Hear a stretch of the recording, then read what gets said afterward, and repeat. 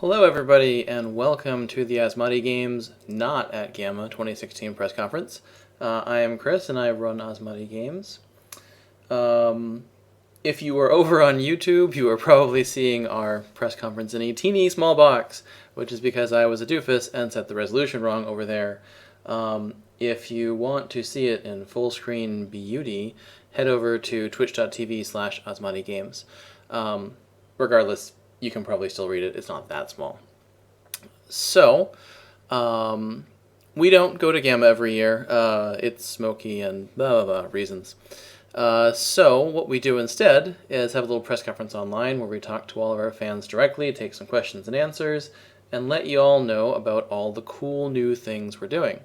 If you tuned in early, you were hearing some of our awesome music, which is actually from our upcoming game One Deck Dungeon. We do weird things like make soundtracks for our board games. We're cool like that. But before I want to talk about all of the new stuff, let's take a peek at what we did last year. Our 2015 releases. So we did a lot of cool games last year. It was one of our biggest production years ever, which was fun but scary, and it still ended up awesome. So Penny Press was the big Kickstarter from a couple years ago that won the Tabletop Deathmatch in 2013, which is a lovely game about making your own newspaper in the turn of the 19th century. It is available, all of these are available in stores all across the country now, and so you can find them.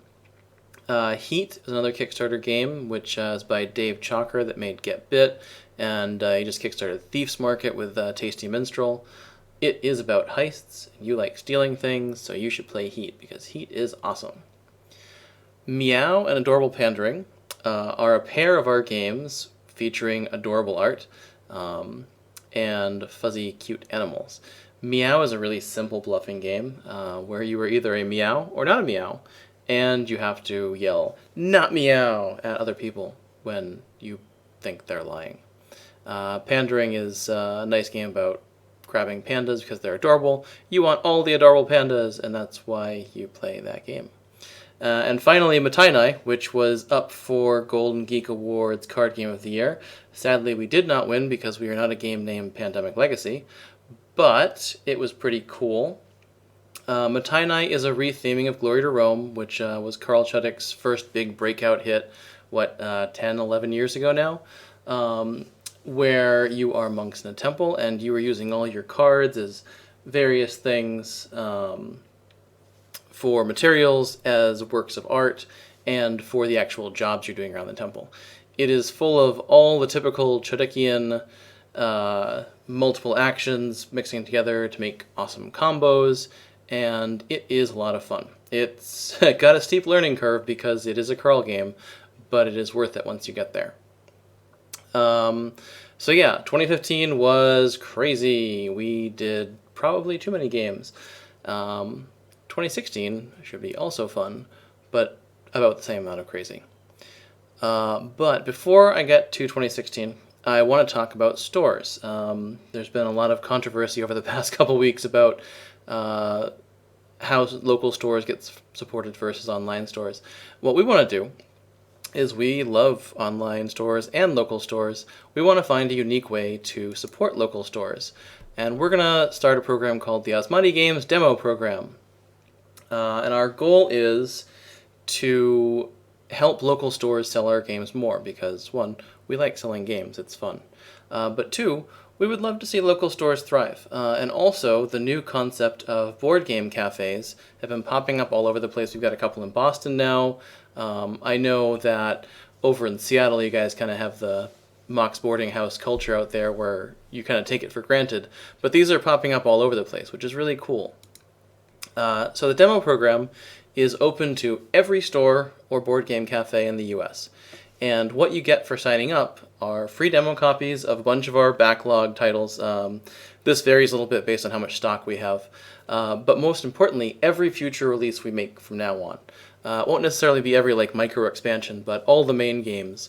We'll be sending out copies to stores and to cafes so that you can play them with your customers, or you can go to a store and say, "Hey, I want to try out this Asmadi game."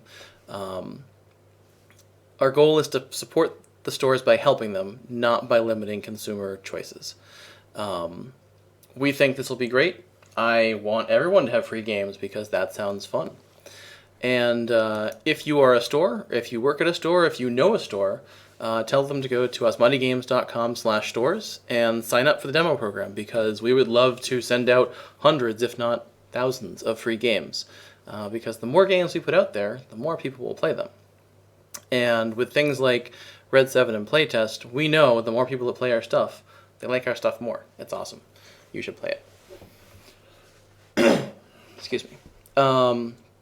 So, without further ado, let's talk about our upcoming 2016 game releases.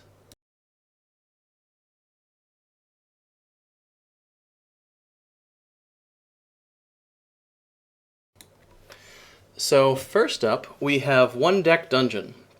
One Deck Dungeon is a game that we did a soft release of at Gen Con last year, and we're working on this year now for its finished release. It is a roguelike card game. So roguelike games are little dungeon crawlers where you keep going down to the dungeon until you eventually inevitably die. In this game, you just get tired of adventuring. It's not death. You run out of hearts, which represent love for dungeons. It is an odd game where it is 1 to 2 players. It's very playable solo, but it's great with 2. It takes about 20 to 40 minutes to run through a dungeon, or 5 if you die quick. It has very simple rules, but high replayability. We have lots of fancy looking art for One Deck Dungeon. Here are the 4 heroes that you can play as: the rogue, the warrior, the archer, and the wizard. When you start the game, each player is going to choose one of the heroes, and that's going to give them a certain number of attributes and skills they can use. Because as soon as you go in, you're going to encounter nasties, like the glooping ooze or the flame statues. And every time you fight something, you're going to roll some dice based on how many skills you have. Look at my awesome dice sound effect. And you're going to need to place those dice on the cards that are equal or higher to the boxes. So yellow represents strength, pink agility, and green magic. To get rid of a glooping ooze, you're going to need to have a mix of skills. So you're going to need some agility to sort of dodge the glooping ooze. You're going to need some magic to burn it down, and some strength to finally finish it off. Every box that you don't fill up gives you a consequence, which is either time or health. Every time that you have discards a card off the deck, which makes you go through the levels faster, and if you go through the levels too fast without getting equipment, you're going to get beat up when you get to the next level. Health is self-explanatory. When you take health damage, you might die. Every different monster has a special ability. The glooping ooze adds more time if you roll lots of 1s. But whatever you do, you only roll the dice once, and you take some consequence, then you defeat it. On the left side, I'm pointing with my mouse, which is very helpful because you can't see it. On the left side is an item that you can take from the monster, and it will give you, in this case, a magic and a health. On the bottom side is a skill you can gain from the monster, in this case, Armor Crush. And on the top right are a couple of experience icons, which range from 1 to 3. As you gain these cards, they'll get tucked under your character card, and I'll show you that in a minute. So you have your choice of one of these 3 things. You can take experience, an item, or a skill.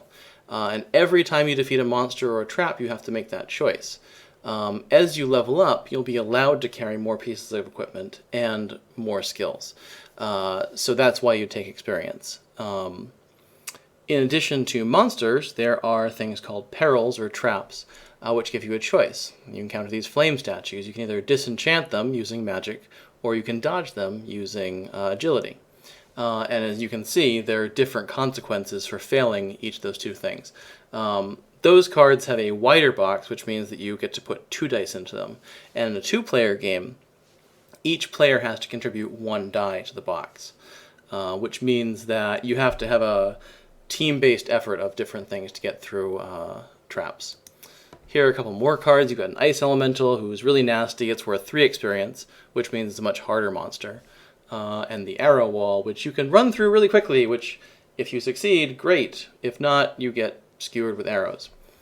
And the Magic Shield, which means you probably aren't going to get hurt as much, but, you know, maybe you get through. So as I was saying, when you take these things, they will tuck underneath your character card. And don't mind the kind of rough stonework on the edge of this. This is a very quick mock-up of what the card looks like. We're still working on the template.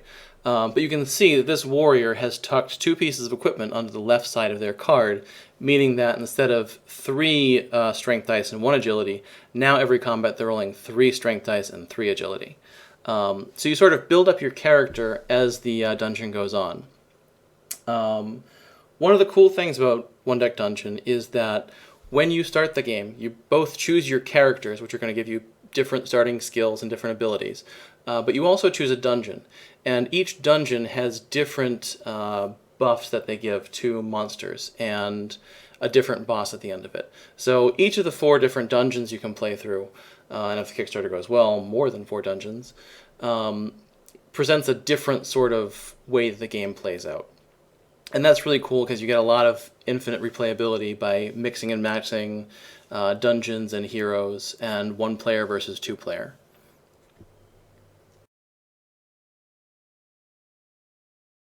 So that is One Deck Dungeon. It is going to be hopefully out this summer, and we're going to be showing it off at PAX in a few weeks with another short run before we get to the Kickstarter. The second new release I want to talk about is a game called Phoenix Syndicate, which has been in the work for about forever. It was actually the second Kickstarter we ran 5 or 6 years ago. Maybe 4 years ago? I don't know. It was a while ago. And we've been sort of working on the art and the gameplay ever since. Syndicate is a networking resource management game. It's kind of a weird cross between Ticket to Ride and Settlers of Catan, where you're gaining resources from different locations, but also using those resources to connect to different places. It's for 2 to 5 players, and it's about an hour-long game. If you're quick, you can play it in about half an hour to 45 minutes. If you're slower, it'll take you an hour and a half. The board is modular, so every time you play, you're going to get a different map, which matters because there are lots of contract cards depicting the planets you need to connect. It's really easy to teach, and I would term it a Gateway Plus game. It's the kind of game that you teach a group after they've learned a basic game like Settlers or Carcassonne or Dominion, and they want something a little bit more meatier.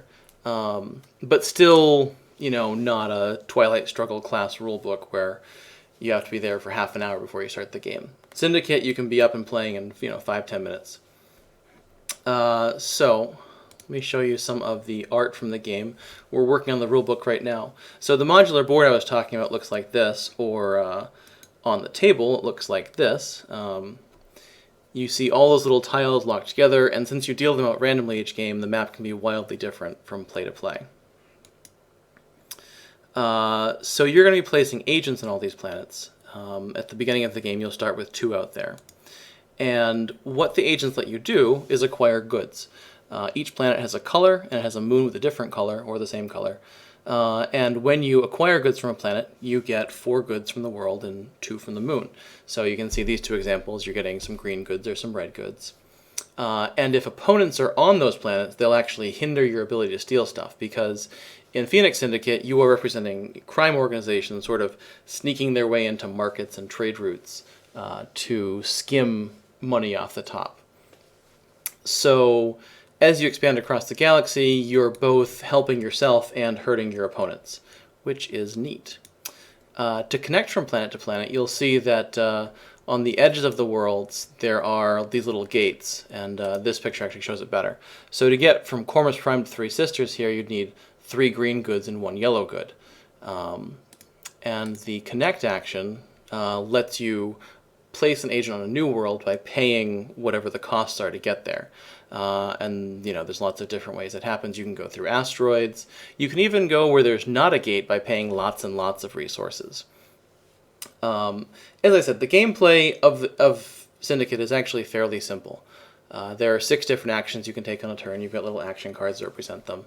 And you just have to do them better than your opponents. It's very much an efficiency game. And, your first time playing, it's the kind of game where you feel pretty good about what you did. You might be a few points behind, but you had fun and you got to do all the things. You understood all the actions. And I think it's a great game for new players. We also have really, really pretty art, which is nice. So I am excited about this game. It's going to be kickstarting actually really soon, and we hope to have it out late in the summer or maybe at Gen Con if we're super lucky. We'll see. The last upcoming game I want to talk about is something called 1001 Odysseys.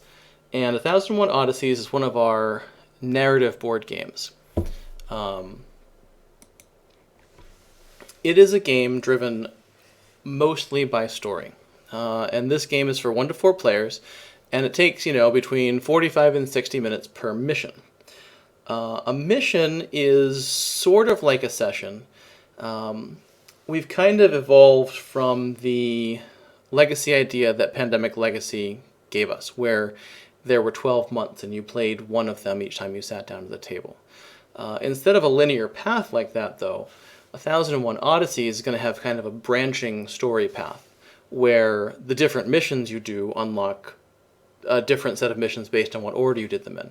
So if you do an exploring mission first, you might do more exploring things instead of a science mission that gets you more science things. So in addition to exploring this sector of the galaxy, you're going to be exploring the story pathway too, which we think is a lot of fun. The gameplay for Odysseys is still very young. We've been working on prototypes for the past couple months.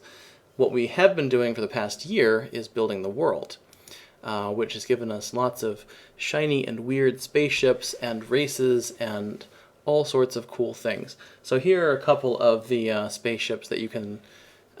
these are actually human spaceships. So in Odysseys, you are a human crew which has arrived in this new sector of the galaxy and encounters a wacky bunch of alien races. The seriousness level is kind of in the same realm as a Hitchhiker's Guide or a Star Control. There's serious story underneath, but it's very much light and fun and entertaining. Here are some of the crazy alien ships that we've been sketching out. I'm excited about this game because it gives a kind of opportunity to explore a new space in board game design. Rob Daviau has laid us out a lovely table of interesting with his Legacy series, and some progress has been made towards expanding that into different areas. Time Story showed up, and I think this game could be really, really cool. We're working on it hard, and I'm excited about the prospects. This Plum Plim, which is one of the aliens you'll meet, is also excited. He's adorable. Maybe she. I don't know. I don't know if Plum Plims even have a gender. Maybe it's just a Plum Plim. So anyways, yeah, Odysseys is on the horizon. So Phoenix Syndicate is going to be on Kickstarter in about 2 weeks. We're going to be kickstarting it during the month of April, ending right after PAX East. One Deck Dungeon is going to have a short run at PAX East and then be on Kickstarter a couple weeks afterwards, from May till the beginning of June. 1001 Odysseys will be playable at Gen Con this summer, and we're aiming to kickstart it this fall, which is going to depend on, 1, how well the Gen Con demos go, but 2, how much art we get done, because as everybody knows, the new world of Kickstarters is that your art level kind of determines how many people back your game. In addition to all of these upcoming games, we have the Innovation Deluxe box set, which will be available this summer, hopefully at Gen Con, but that date is a little bit fluid because spring production schedules are rough. So Innovation Deluxe is a new printing of the Innovation game and all of its expansions in one big shiny box with new art, and the new base set just actually came out about 2 months ago, so that is available in stores now. We're also going to be releasing separate box sets of the individual expansions later in the year and next year. So, Let me scroll down my script. In addition to these games, we've got some expansions that we're working on in the background. There have been 2 Impulse expansions, which are more or less in the ready-to-playtest stage, but we were sort of waiting for Impulse to sell a few more copies before we got to them. We're looking to start beta testing those in at the end of April or the beginning of May. We're going to have print and plays ready for Dungeon and the innovation expansions that haven't been released yet. That is Cities and Artifacts, starting on March 30th. And there's also a Penny Press expansion that we are just starting to play test now, which we're hoping to get out to testers in about 4 to 6 weeks.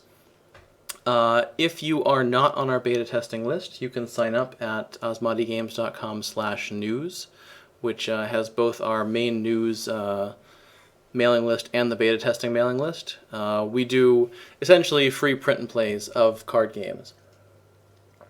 We would do one for Syndicate, but with all of the hex tiles, as you can see, that would be a veritable nightmare for you to print out. Plus, there's about 100 cubes, there's all the different agent pieces. It's not exactly a very viable print and play game, sadly, even though it is cool. So I've mentioned Gen Con a few times. Speaking of Gen Con, you should join the Department of Fun, which is our event room at Gen Con. We're going to be doing it again this summer. This year we have our own room just to ourselves, no sharing, and we're going to be playing games all weekend long. Focuses are going to be on things like Dungeon and Innovation Deluxe, but almost certainly in the next 12 weeks I will invent some sort of new game, or Carl will, and we will release it really quickly for Gen Con, and it will take the world by storm. So if you are interested in joining the Department of Fun, we would note that we have downtown hotel rooms, and if you work more than 24 hours over the weekend, you are entitled to a space in one of the beds for free. We think that will hopefully entice some of you to come play. So you also get a badge, you get to meet awesome people, and you get to play fun games. You might get a banana. We are pretty flexible with our scheduling. We know that if you're going to Gen Con, you're mostly going there to have fun and play games, and we don't want to hamstring you by scheduling you to 1,000,000 hours of events, which is why, we aim for 24 over the weekend, which is 4 days, so that's not all of your time at Gen Con. You'll have plenty of time to go and play your RPGs and do things, and if you need to leave a half hour early out of a shift, we can make it happen. Not a big deal. If you are interested, contact me at chris@asmadigames.com. And we would love to have lots more people. We had a staff of about 15 last year. We're looking at about the same numbers this year. And we'd love to have you because it's fun, and meeting new people is awesome. So that is all of the news. So we move on to question and answer time. So Alana is monitoring the chats in both Twitch and YouTube. So if you've got a question, pop it into chat and she will pass it along to me. The first question is about One Deck Dungeon, asking if there are male versions of the classes with, either same stats or different stats. And actually, no, all of the characters in base One Deck Dungeon are actually female. We might wind up at some point releasing a male character, but for right now, the 4 characters that are in the base set are all ladies, and they all kick butt, and they all have reasonable armor. Imagine that.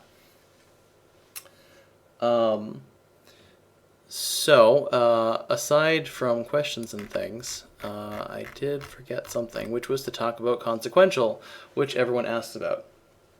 So Consequential is the game that has been working on for even longer than Phoenix Syndicate. It is our other narrative-based game. And Consequential is probably going to undergo a similar evolution to what Odysseys did this past year, which is to have a lot more legacy kind of content where you're proceeding through the game and opening new packs and things. We had it as a demo at Gen Con last year. It didn't go as well as we had hoped, so we kind of went back to retool things. And what we're hoping is that when it emerges from its cocoon in a couple months, we have a much better idea of what to do. A lot of the gameplay actually worked well. It was the integration with the story that wasn't doing so great for Consequential. We've got lots of art and assets and story written for it. So it is definitely a game that is happening. It's not canceled. It's not going to be canceled. If it takes me 10 years to get that game out, I will get that game out. It is my baby, and it will be good. So yeah, thank you everybody for joining us. Everyone's being shy in the chat. We are going to host Tabletop Day. Yes, we definitely offer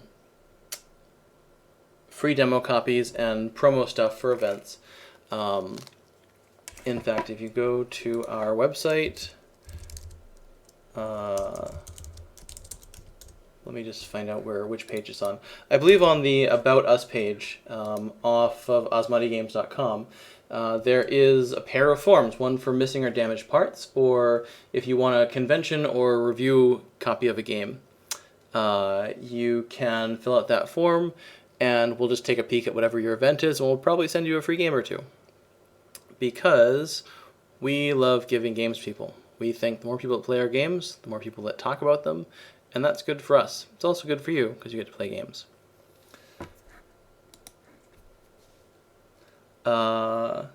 Right, so the plastic card decks, we had to switch producers for them. The original place we were going with changed their pricing, so it took us a couple months to get back on board with making it work. There's actually been a decent demand for it. It's not huge, but we're going to get those printed up in about 2 weeks.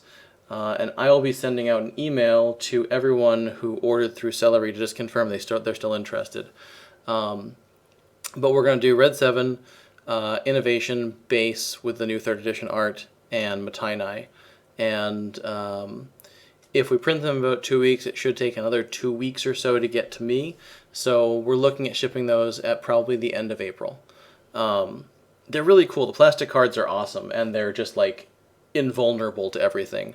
I poured ketchup on one and shuffled it into the deck, which was probably the worst feeling thing I've ever done. But then I washed it off and it was still, mostly intact. There's a little bit of smudging, but you really have to bite the cards with a dog or something to get any damage on them. They are expensive, but hey, that's that's the price you pay for actual plastic cards. Alright, so thank you all for joining us and watching. We're excited to bring you all these cool new games for 2016, and that is all.